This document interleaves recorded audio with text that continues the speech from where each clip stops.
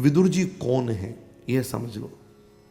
एक मुनि हुए, उनका नाम था मांडव्य मुनि। मांडव्य मुनि बड़े धर्मात्मा थे। तो मांडव्य मुनि, इनका जीवन ऐसा सात्विक जीवन था कि कोई कुछ करे इनको किसी से कोई लेना देना नहीं। एक छोटा सा आश्रम जिसमें मांडव्य मुनि रहते थे, उस काल में कुछ चोरों ने चोरी कर करके धन मांडव्य मुनि के आश्रम में छिपा दिया।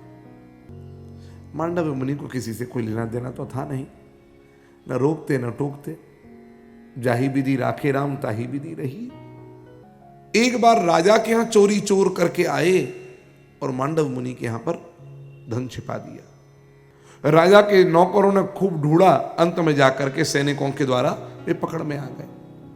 लेकिन इस बार चोरों के साथ साथ मांडव्य मुनि को भी पकड़ लिया गया, और ये सोच करके कि चोरों का सरदार यही है। मांडव्य मुनि ने कुछ नहीं कहा, राजा की सभा में उपस्थित हुए, कहा कि देखो, मंत्री ने कहा महाराज ये बाबा जी की तरह तो रहता है और काम चोरों का सरदार बन करके कर रहा है, चोरी करवाता है चोरों से और सामान छिपवाता है आश्रम में अपने, ये बहुत बड़ा ढोंगी है। राजा ने कहा क्यों, लज्जा नहीं आती, साधु का वेश बना करके बाना और तुम इतना गलत काम करते हो। मांडव्य मुनि ने कहा राजन, न तो चोरों से मेरा कोई लेना देना है, न चोरी की सामग्री से मेरा कोई लेना देना है। मैं सत्य सत्य कहता हूं, मैंने जीवन में कोई भी अधर्म नहीं किया है। लेकिन राजा ने कहा कि चोरी का सामान आपके यहां पाया गया, इसलिए हम आपकी बात पर भरोसा नहीं करते, और तुम चोरी के सामान के साथ पकड़े गए हो, चोर समेत पकड़े गए, इसलिए सजा तो मिलेगी, और सबको तो कारागृह में बंद करके और अमुक तारीख में फांसी चढ़ाया जाए, लेकिन ये चोरों का सरदार जो साधु के वेश में और झूठ कह रहा है, इसको बीच चौराहे पर सूली पर लटका दिया जाए। मांडव्य मुनि ने चुपचाप राज आज्ञा को स्वीकार कर लिया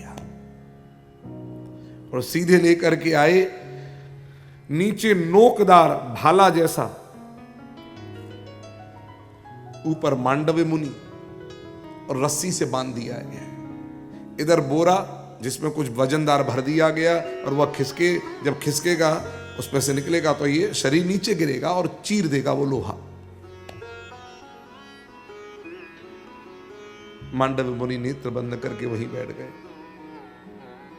और रस्सी में लटके हुए, लेकिन साधन का बल ऐसा था कि वो लोहा उनके शरीर में छेद नहीं कर पाया।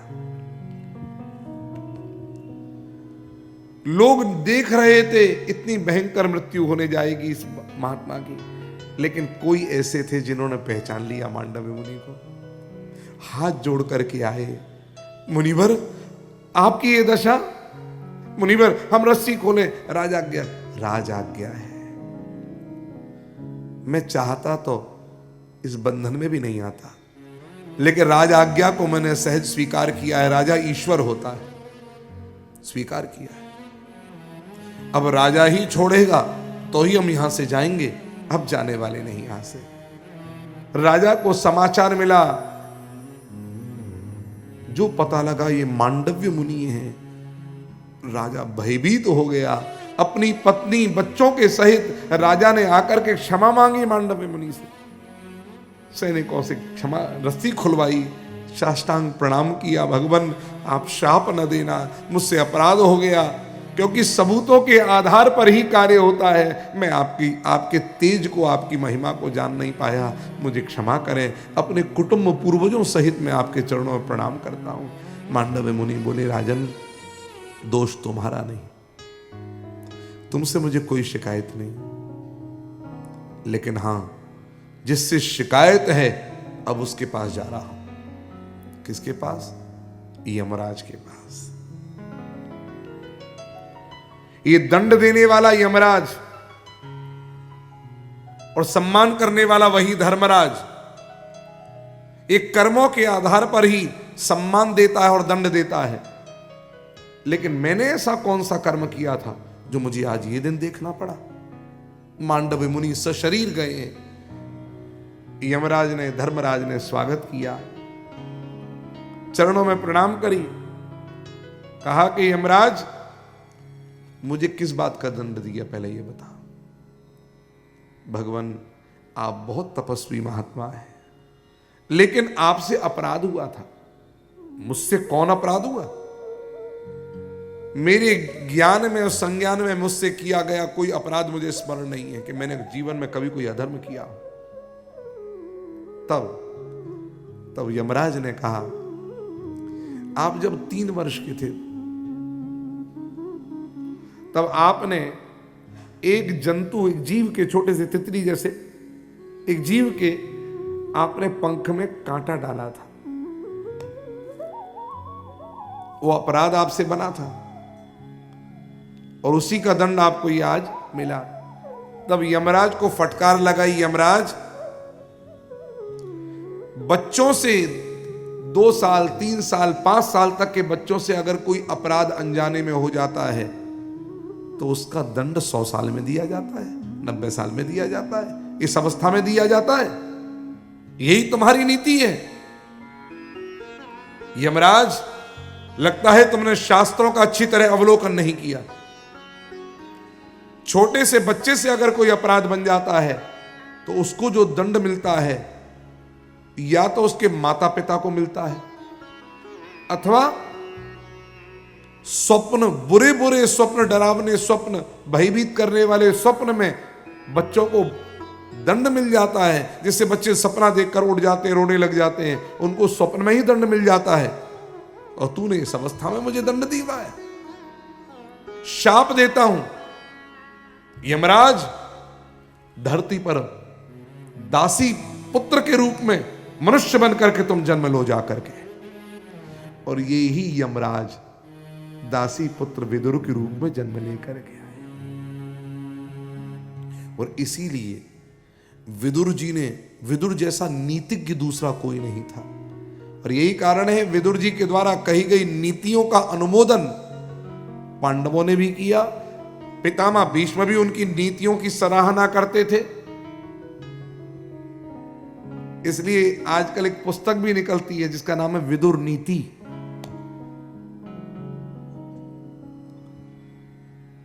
ये हस्तिनापुर के वो हीरे थे जो एक बार चले भी गए थे धृतराष्ट्र से थोड़ा नाराज होकर के। तब पितामह भीष्म ने फटकार लगाई धृतराष्ट्र को, कहा विदुर चला गया तो हस्तिनापुर गई। ये गलत है, तूने बहुत गलत काम किया धृतराष्ट्र। राजन, मैं राजगद्दी से बंधा ना होता तो कब का छोड़कर चला जाता, लेकिन विदुर चला गया। बुलाओ उसे। जिस समय पांडवों के लिए वनवास मिला था वो पांडव गए थे, उस समय काल की बात है। तब विदुर जी को तुरंत बुलवाया गया। देख लो आज विदुर जी ने घर क्यों छोड़ा है। तो जो व्यक्ति धर्म नीति पर चलने वाला हो वो व्यक्ति अधर्म नहीं देख सकता। हस्तिनापुर में होने वाला एक नहीं अनेक अधर्म हुए। भीम को विष दिया गया, लाक्षागृह में अग्नि लगाई गई, नकली पासे कपट के जुआ खिला गया, द्रौपदी को भरी सभा में नग्न करने का कुप्रयास किया गया, वनवास काल से लौटने के बाद में पांडवों ने अपना हिस्सा मांगा, उनको हिस्सा ना दिया गया, भरी सभा में भगवान श्री कृष्ण का अपमान किया गया जब शांति दूत बनकर आए थे। और अंतिम में इसके बाद भी विदुर जी ने जब धृतराष्ट्र को समझाया और धृतराष्ट्र की जगह है दुर्योधन ने विदुर जी का अपमान किया और धृतराष्ट्र मौन रहे। नहीं समझ में आई धृतराष्ट्र के बाद, तब विदुर जी ने कहा जहां पर नीति की बात मानने वाला राजतंत्र ही ना हो बिना नीति के राजतंत्र जहां चल रहा हो वहां पर रहना उचित नहीं है। ये 7 कारण हैं जिनके कारण विदुर जी ने छोड़ दिया। छोड़ करके चल पड़े महाराज। धनुष बाण रख दिया और धनुष बाण रख करके धृतराष्ट्र के चरणों में स्वयं धनुर्द्वारिनिधाय माया गतव्यथो या उरुमान यानः सनिर्गतः कौरव पुण्य लब्धो गजावया तीर्थ पदः पदानी श्री कृष्ण गोविंद हरे मुरारे हे नाथ नारायण वासुदेव। देखो एक शब्द है यहां पर, जब विदुर जी महाराज चले ना हस्तिनापुर छोड़ करके, सन्निर्गतः, इन शब्दों पर ध्यान देना।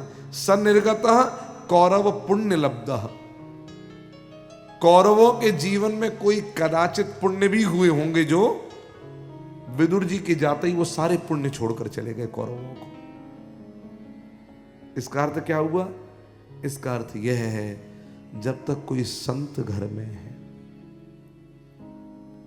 चाहे वह बड़े बुजुर्गों के रूप में भजनानंदी हो या तुम्हारे घर में बड़े बुजुर्ग माला लेकर जप करने वाले शांति से बैठे हैं, जब तक भजनानंदी कोई घर में बैठा हुआ है, धर्म पालक जब तक घर में कोई बैठा हुआ है, तुम्हारे घर के पुण्य संचित हैं। और जहां अपमान हो करके वो गए तो सारे पुण्य भी साथ साथ चले जाते हैं। इसलिए भैया कभी किसी संत का अपमान हमसे नहीं हो जाए, कभी किसी ब्राह्मण का विप्र का अपमान हमसे ना हो जाए।